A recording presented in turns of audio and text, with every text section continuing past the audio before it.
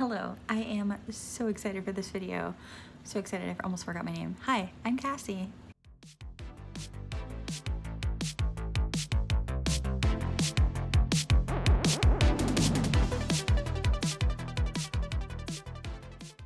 Okay, so I have been planning this video since I started my channel and I am so excited, and I know it's very niche and I know probably nobody else is gonna care about this but me and maybe like 3 other people, but today I'm bringing you a Christopher Pike recommendation video based on your favorite horror tropes or subgenres. So okay, it's no secret that I am a Christopher Pike fangirl, and I have a podcast where we discuss his books, and I have been reading him since I was like 14 years old, maybe younger, I don't know, and he is one of my all-time favorite authors. A lot of his books are very campy and silly, and they're just fun 90s teen horror and thrillers, and I just love them so much.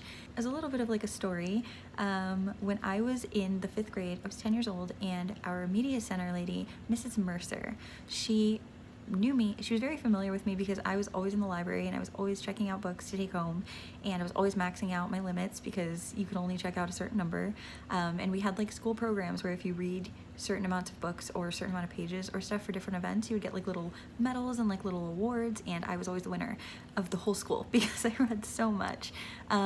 So when I was in 5th grade, I started running out of stuff in my like age range, or even like around my age range, to read at the media center, and my librarian at the school knew this, and she was so sweet. She had a teenage daughter who was actually leaving for college, so she decided to box up, or actually bag, 'cause it was a trash bag. She bagged up all of her teenage daughter's books and she brought them to school, and when I came into the library the next time, she was like, "Hey, I have something for you." And she took me into the back and she gave me this huge bag filled with books, and some of those books that she gave me are still right here on this shelf. I still have them to this day. I did have to find and replace some of them because it's been a while and I've been through many moves and they were damaged, but yeah, it was a pretty life-changing moment for me, and I will never forget it. I will never forget her, and I have been reading these books ever since. Like, I have read them, I have reread them, I love them. I know a lot of people are more familiar with like R.L. Stine and Goosebumps and stuff, but these were like where it was at for me. Like, I did read Goosebumps, but they were always a little bit too juvenile for me. I love them and they were fun, but they weren't scary. And then when the Fear Street books came out, they were creepier to me, but they still weren't quite like adult enough. Like, I don't know. So enter Christopher Pike. He wrote books for teens in the late 80s and 90s, and these books have a lot of things that other teen books did not have. They have sex, they have drugs, they have guns, they have like wild things. And another thing is that he really is kind of all over the place with his writing. So some of his books are very like metaphysical and like focused on very new agey type stuff, and then other ones are just straight up like murder mysteries, and then some of them are like creature features. And I don't know, I think that's so cool and so fun, and I truly believe that there's a perfect Christopher Pike book out there for everybody.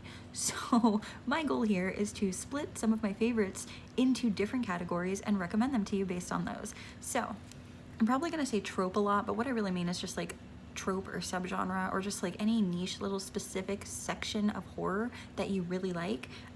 If I mention that and you really like that, go check out the books that I talk about. This should be very straightforward and pretty simple. Most of this is honestly just going to be for nostalgia purposes because I love Christopher Pike still, and if there's anybody out there who also loves Christopher Pike, you'll enjoy this video, but I'm not expecting it to do like super well. This is really kind of just for me. So let's get into it. Here we go. Okay, so first up, we're going to go with hauntings and ghost stories. So if you really like your horror to come with like a good little spooky haunting vibe, or like a ghost, I have 2 recommendations for you. Actually, I could probably go with more than just these 2, but I'm gonna settle on these 2 because they're 2 of my very favorites. First up, we have Whisper of Death. This is an iconic Pike book. A lot of people know about this one. I will say, to go into this one, if you're completely unfamiliar, maybe check the content warnings because there's a little bit about this one. Well, I'll just say that this one involves a subplot or like a plot point that has to do with abortion. So if that's like upsetting to you, maybe don't read this one. Just skip this recommendation. But otherwise, this is about 2 characters. They're teens in high school, and they wake up one day and they find out that like people are gone from their town. Like, everybody has disappeared except for like a small handful of other kids that were in their school. And these kids group together and they start to figure out what happened and why and what they have in common, which happens to be this one girl, and why they're there. And it's just so creepy. The whole overall vibe of this one is very like melancholic, very sad, and it is basically kind of like a ghost story. I guess some could argue, no, I'm not going to say too much because I don't want to spoil anything, but yeah, I really love this one. I think this one's interesting because it's not like a haunted house, it's nothing like that. Like, it takes place in like a desert, like a lot of it's just like outside in a town, but it's still got that like eerie, alone feeling, and I love that. Like, so desolate, so lonely, so creepy. It's just, it's a really good vibe for a haunting recommendation, I think. And then we have Bury Me Deep, and I think this one I've actually made my boyfriend read because I love it so much. I'm not sure, but I think so. This is so much fun. I have said it before, and I will say it again. I love horror that takes place in like a fun in the sun place. And this one has to do with Jean, who's going to Hawaii with like some of her friends, and a guy on the plane on her trip over there dies, like in the plane next to her. And she starts like reliving this terrible moment and like having like some weird situations where she thinks she's being haunted, and it's so creepy. This one also has to do with like, I learned a lot about scuba diving from this book as a kid. I learned what the bends were, and so now whenever I see that in a movie, it reminds me of this book, because I'm like, oh, I know that, you gotta be careful, you can't come up too fast, it's bad, Pike told me so. So much of the stuff I've learned has just been because Pike told me so yeah. So another thing, and I haven't mentioned this yet up till now, even though the last one was also stunning, but the covers for these books, they are so freaking good. Like, these are some of the most iconic, best covers of books I've ever seen in my life. All of these original books have like these covers by this person called Brian Kotsky, and for the podcast, my co-host actually tried getting in touch with them, and we found out they are possibly like a teacher teaching like science or something for high school. We don't know. It seems like they want to be left alone, so we're not going to bother them, but they are fantastically talented, and this is such a good cover. Like, the little skeleton hand, and Mike, because Mike's the guy that dies on the plane next to her, they're just so cute. So I will say another thing about these is sometimes the covers do not align with what the book is about. We have a whole section on the podcast where we discuss if the cover aligns with the story. So yeah, I don't know, but it's still fun. It's so much fun. I wish I had like huge life-size posters of these. Like, I would put posters over my entire house of Christopher Pike book covers, not kidding. So good. Moving on. Okay, so for those of you out there who love true crime and stuff that's like based off like serial killers and things like that, I have two recommendations for you. First, we have Execution of Innocence, and this is actually like one of his later books. I think a lot of people maybe haven't read this one, but it's just so silly and so fun. A lot of it takes place in like an interrogation room, and then there's like a split timeline where the story's being told and like you get to actually see it happening. Like many of his other books, it involves like two characters who are in love and things get in between them and stuff goes wrong and there's like a death. There's something specifically involving ketchup here that I have never forgotten, and I think this is underrated. Like, this is one of the ones that I think more people should read, but because it came out later and I think he was like declining in popularity by like the 2000s or like late 90s, this one possibly just didn't do so well, but it's one of my favorites and I think it deserves to be read. I love this one. Okay, I'm gonna say that about so many. I hope you can tell how happy Christopher Pike books make me, because it is unreasonably happy. Fall into Darkness. This is the only one of Christopher Pike's books that's been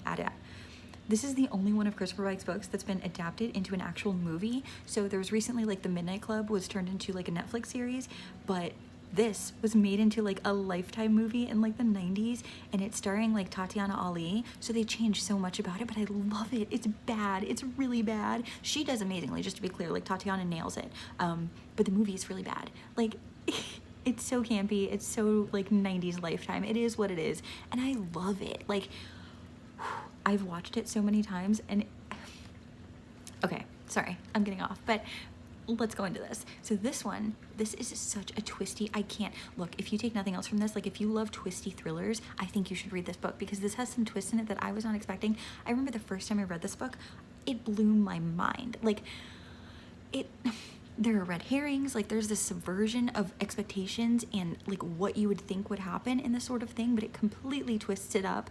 I just love this one so much. This one also has like part of the story where it takes Part of this one also takes place in a courtroom, and I think a lot of people don't like those scenes, and I don't blame them because they're kind of slow and not very entertaining, but I think they're pretty good for the pacing because the way the rest of it goes, like, it's just nonstop. You're not gonna wanna, you're gonna wanna keep reading and figuring out what's happening. So having these like slower courtroom scenes where you're like getting the main characters interrogated and like having their motives questioned is pretty okay for me. I liked it. It was fine. This is in my top 5 Pike books, like, not kidding. I love it so much. I've read this book more times than I can even count. I recommend this one all the time. This is unique because it's not one that has like supernatural elements or anything like that. Like, this is just a basic true crimey, like, obviously it's not true, but like, you know, like that vibe. And again, it was made into a Lifetime movie, so I think you can kind of tell what kind of book it would be. I don't know, I recommend this one so much. It's so good. If you like things that will keep you on the edge of your seat and where at the end of it you're like, what? This one did that for me, and I think it might do it for you. All right, so maybe ghosts are not your thing. Maybe true crime, serial killers, twisty thrillers, and courtrooms are not your thing. Totally fine, whatever. How about creatures? How about like a creature feature scary monster? Is that your thing? Because I can do that too. I've got that. First, we have to go with Spellbound, and I am going to note that there are a couple of questionable things considering the time that this was written.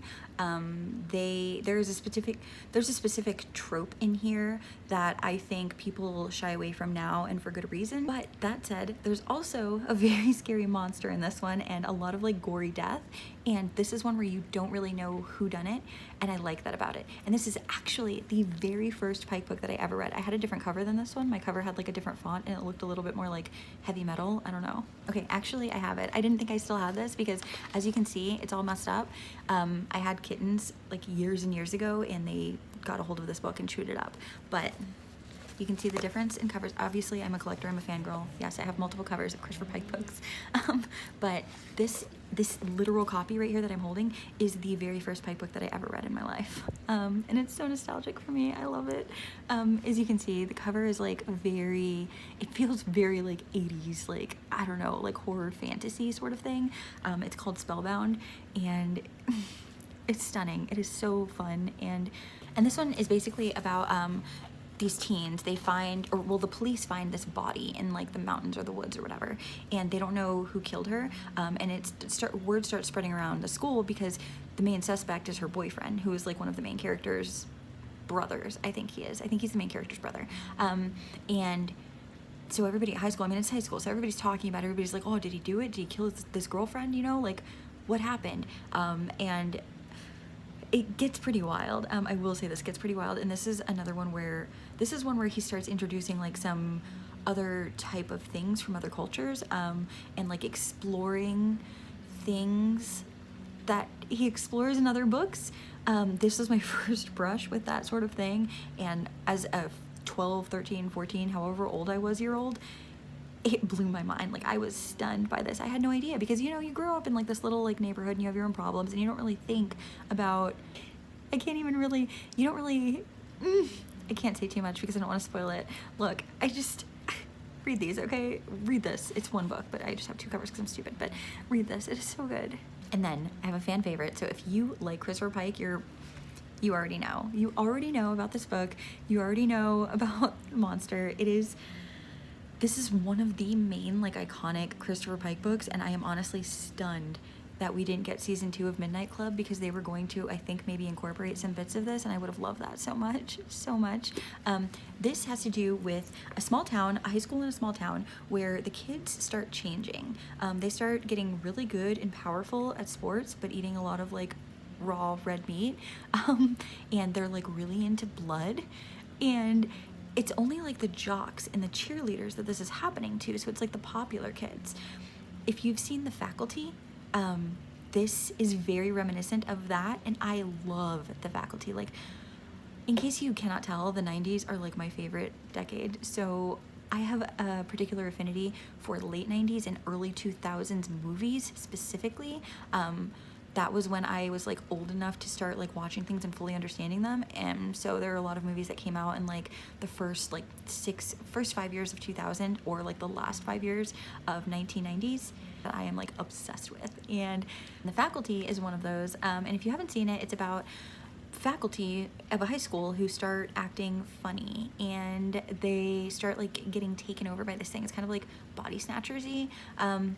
And it does start spreading to the students as well. In this, it's mostly focused just on the students because it's a YA book, but still, it's pretty horrific. There are some things in here that are very gory, very gross. The whole beginning of this book is actually, I can see why they wouldn't adapt this now the way it is, just considering the crime and the stuff regarding like guns and things in our society, in our country right now, because I'm in America. I'm not going to say too much about it because we all know, but early in the book, there's something, it's not at a school, just to be clear, but it's involving a lot of the students. So that could be potentially upsetting, but it's just a small part of the book, and then you can just get past that. But I can see why they wouldn't want to adapt that, particularly on the screen right now. Anyway, yeah. So basically, this is kind of like, I don't know, I don't want to give too much away, but I will say that if you like vampires and vampire-like creatures, this will be your jam. They are not exactly vampires, but you'll see, it's wild. They're, again, because of the times this was written in the 90s, so again, there are a couple of things in here.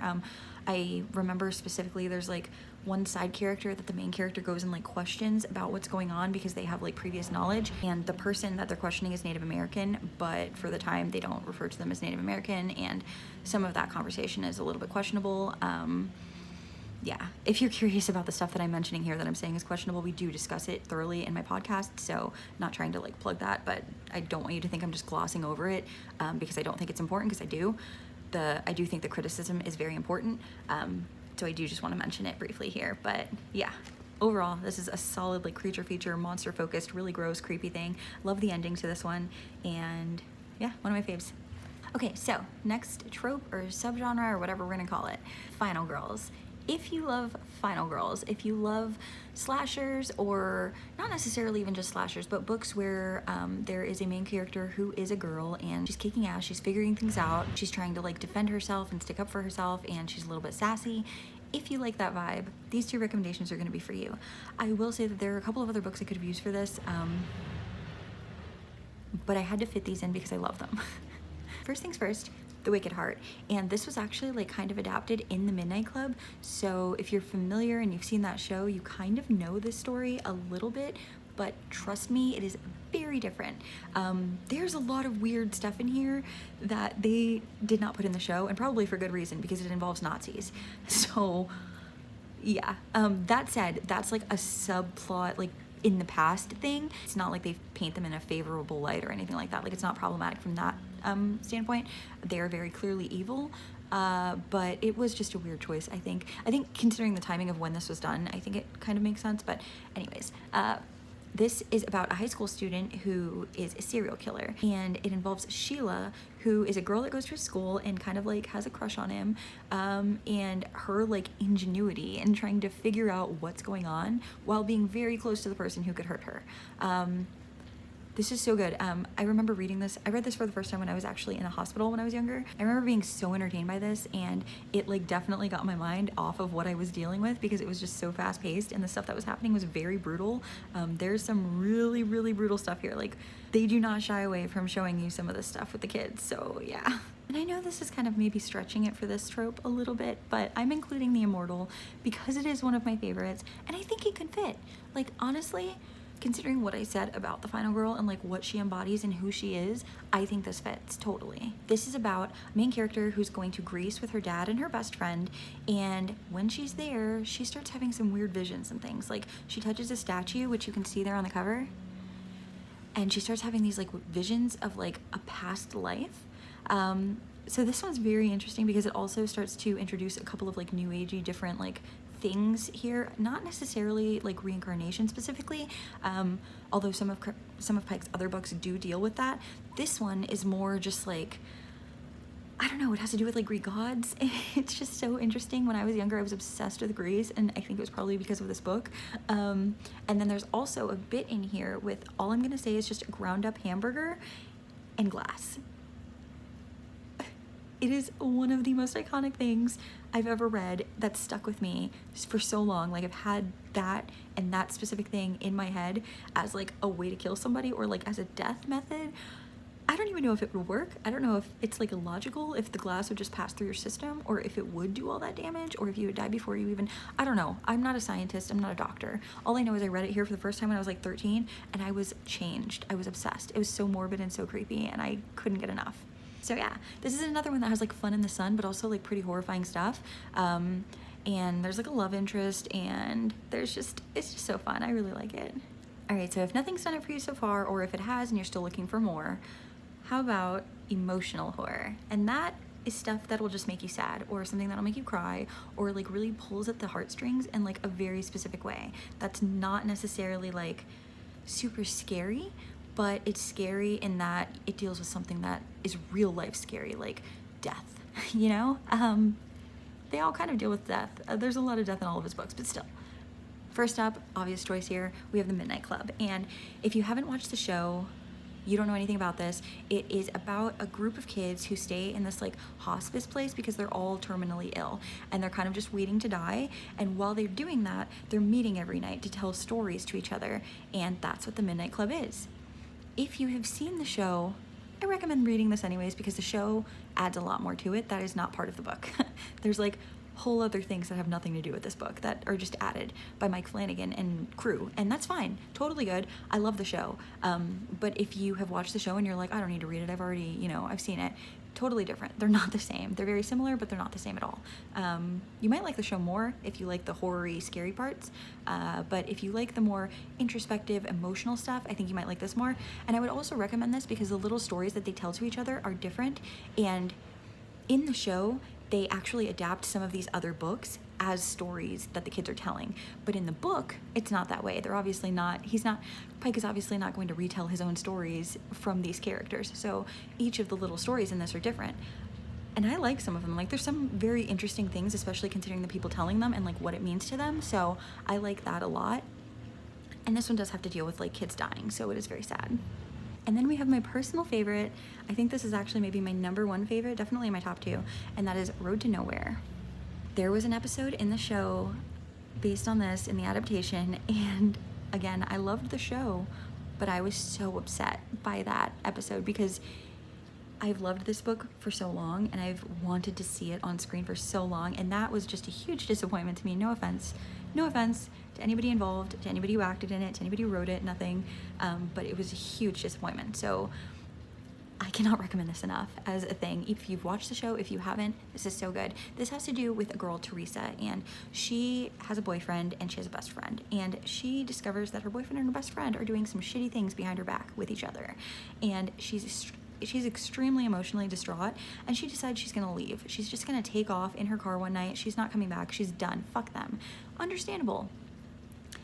And then she finds 2 hitchhikers, Freedom Jack and Poppycorn. Jack and Poppy are so iconic in my head. Like, Poppy she's like this goth, like chain smoking, like all black wearing, like super cool, like creepy, kind of character. And then Jack is like the opposite. He's like all dressed in like white and like, kind of like, oh, so charismatic, so free, so fun. And exploring the 2 characters as they are in the book, not the show, because they're very different in the show and I do not like them, but exploring them in this book is so interesting. The things they get into with Teresa on this like road trip are so wild, and then there is a twist in this as well. So something that's happening this whole time, you're not actually aware of it, and it kind of flips it on you. And I was so impacted by this one when I was a kid, and it's very emotionally affecting too, especially if you've dealt with things like betrayal and loss and struggling with yourself and like your relationships. I think it's really good, and I definitely had to include this somewhere, so emotional horror is where it's gonna go. Okay, so for the last trope, we have another one of my favorites, and this is sci-fi horror. So if you love space horror, if you love alien horror, if you love like anything like that, I think these recommendations are gonna be good for you. Specifically, if you're super into space horror and just stuff that happens in space, maybe not even necessarily like super horror-y. Yeah. First up, we have the obvious, and this is another one of my top 5 of all time. And this is different in that it's not a YA novel. So all the other ones I've discussed up till now have been young adult. This is actually one of his few adult novels. This is Season of Passage, and this is about a main character, Lauren Wagner, and she's going to space. And this involves like Mars, but it also has like a dual timeline with like the past. And I honestly don't know how to sell this one because I feel like everything I want to say about it and everything that it involves will probably make you stay away from it, because it's like ancient space alien reptiles or space vampires or floating eyeballs in space. And I don't know if those are really selling it, but those are my favorite parts about it, and I highly recommend this one. This is very gory. This is very solidly sci-fi horror. If you're looking for like a book in that genre, like this, even outside of just like this little video, like this is one of my top recommendations for that, because I just love it so much and it's so creepy. And it is a little bit thicker and the writing is very small. So definitely make sure you have the time to devote to it, but if you do, get into it because it is so good and you'll just get completely absorbed. And then the other one I have for this is the Starlight Crystal, and this is one of my favorites. I think it is severely underrated. If you watched the Midnight Club adaptation, there was actually a poster of this book cover on like the video wall in like the store in one of the episodes, and I'm so jealous because I want that poster so bad. If anybody who works on the show ever watches this and sees this, please, I want that so bad. This is about a girl who is going into space, and she's going on this specific ship, and she knows that when she does this, they're going to be traveling at a different speed and through different like time speed or whatever. So she's going to be going like 200 years in time, and the people on Earth are going to be going very slowly. So because of these differences in time, everybody knows that if they're going on this mission, when they come back, everybody they know is going to be dead. They're going to be gone. And they plan to come back. So this is like very difficult for them. So this involves like how they deal with that, but also what happens when they get back. And it's this might dissuade some people, but it's also at its very center a love story. And I love it so much. It's so sweet, but it's also kind of weird. There's a lot of questionable stuff like regarding the actual love story, like insta love and things like that, but I think it's sweet, and I read it when I was really young, so it stuck with me. This is probably one of the least horror-y ones on this whole list, but it still has some dark moments, so yeah. All right, so that's it. Those are my Christopher Pike book recommendations. I had so much fun doing this. If you liked this or if you liked these, let me know. There are a lot more books that I could do this for, and a lot more different like tropes and subgenres. So I would love to. Just give me an excuse to. I hope you found something new to read here. If you are a Pike fan like me for a long time, let me know that too, because I would like to make more Pike friends. And if this is your first time discovering the author, I hope you like it. You're in for a wild ride. There are so many different things in his books that I don't find in other YA books or even in just other adult books. So it's very unique, and I think more stuff should be adapted from it because it's just so entertaining. So yeah, that's it. That's my specific niche, very, very fun video that I wanted to do. I'm so glad. I hope you liked it. Thank you for hanging out with me, and I will see you in the next video.